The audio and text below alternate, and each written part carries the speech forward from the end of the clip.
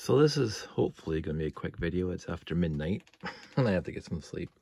So I redesigned the struts themselves. I got rid of the 32L axle and I replaced it with a 6. Well, there's more than a 32, but a 6, 8, 8, 10, 10. 6, 8, 8, 10, 10. And I changed the geometry so the actual strut is perfectly straight. It doesn't look straight in that video, but it is.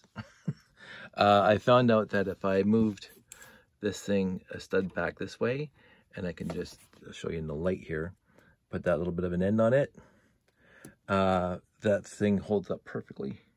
So it comes all the way down to there, and the two vertical-ish struts holding it together. Same on that side. And then you can see here, I'm just going to turn this thing, not necessarily 45 degrees, but as much as possible. So it starts out from down here, comes up here, goes back up into here. That's when it attaches to the actual pad.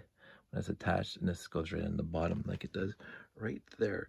Now I might pretty that up a little bit because it doesn't look that pretty, but this is a proof of concept.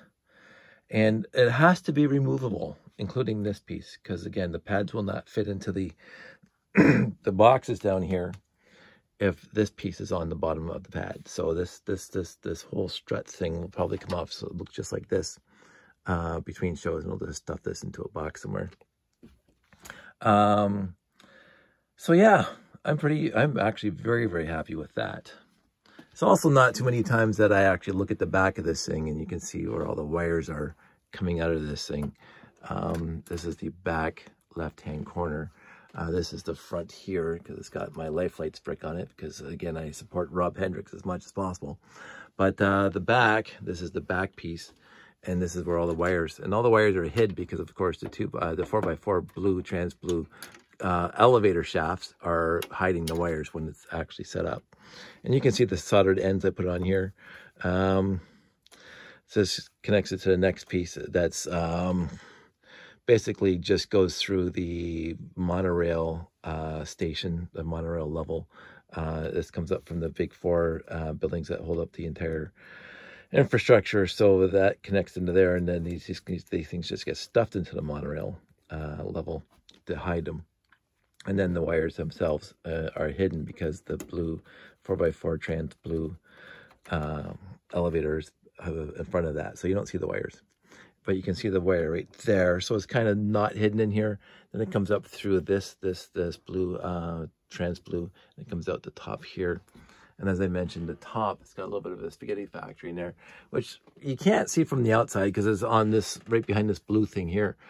So it's one of those things that I should clean up at some point, but I don't. So it's like, what are you going to do? So I'm happy with this. I don't know if I'm going to put the entire tower together just to try it out, but I might get the other two landing pads anyway. It's just I won't have room on my desk to set it up. So yeah, very, very quick video. You can see my mock of the 6890 using the Benny spaceship hull from the Lego Movie 2, and then just a regular, the Fantastic Galaxy Explorer, the original there, and the struts are not even close to whining. So I put the big 497 or the 10497 on there. These things are slightly under tension, but this thing is not under tension at all. So it's just to keep the pads level to the center instead of like drooping. And I'm glad I'm doing it because the last couple of shows I noticed that the pads were drooping a lot more. Nobody else noticed it, but I certainly did. And this little get up here with these struts gets rid of that entirely. And I'm not sure, again, I didn't CAD this, so I'm not sure if this is exactly a Lego 90 degrees, blah, blah, blah. But it certainly did fit a little bit. There's a little bit of, if I take this piece off, it's just a tiny bit this way.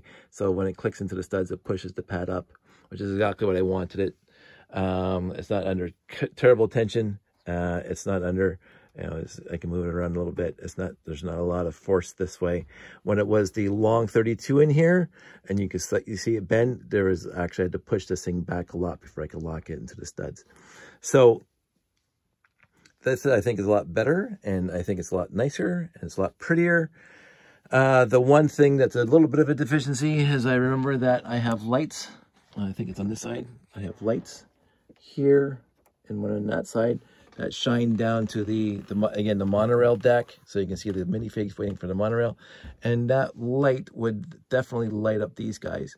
So I might have to move these lights either back here so they're underneath, or do something, but I have to light it up first to see how much light actually hits those struts.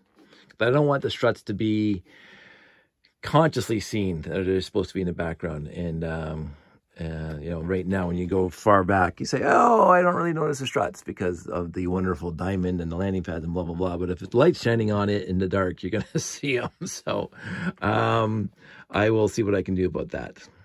Angle the lights different or move them somewhere.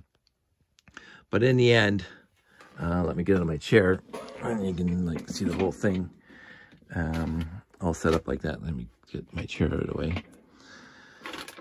So there you go. And then down here at the bottom, I think that's perfectly acceptable.